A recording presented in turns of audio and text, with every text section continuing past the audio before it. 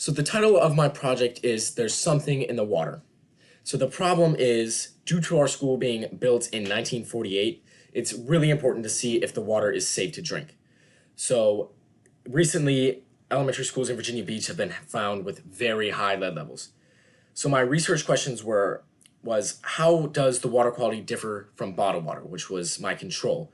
And how does the water quality differ between water fountains?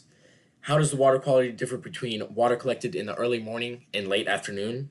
And how does the water quality differ between my school and a residence built at the same time? So the variables in my experiment, so the independent was 12 different water fountains in different locations around the school. And it was my school versus a residence built in the same time.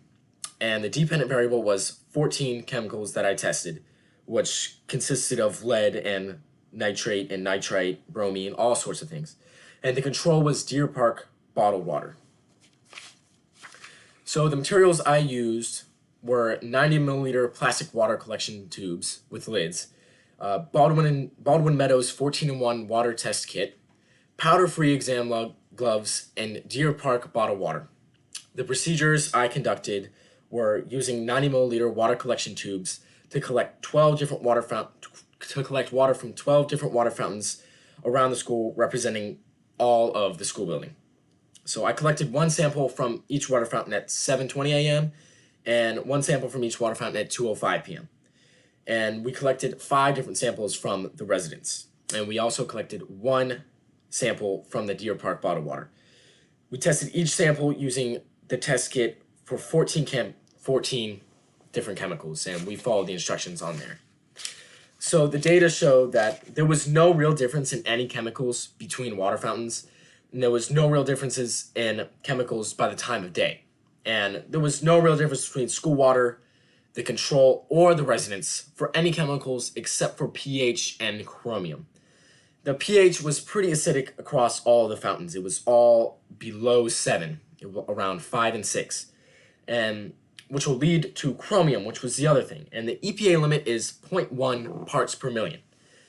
So the lowest chromium amount around the water fountains was 0.25 parts per million. So that's already starting off pretty high above the EPA limit. And most of the water fountains had 1 or higher parts per million for chromium.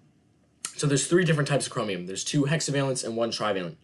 The 1 hexavalent is completely harmless. It's found in most water. It does nothing. And then there's one like the chrome that you see, the shiny metal chrome that you might see on cars, on rims and stuff.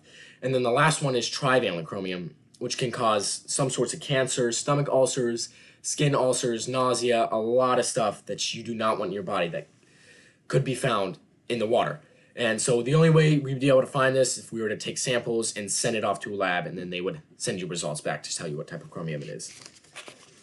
And lastly, to finish this off, while it was promising to find that the chemical levels at the school, there was no lead, high chromium levels was very concerning. And I think more testing should be done to determine which form of chromium this is, since there are way super dangerous ones and there's harmless ones.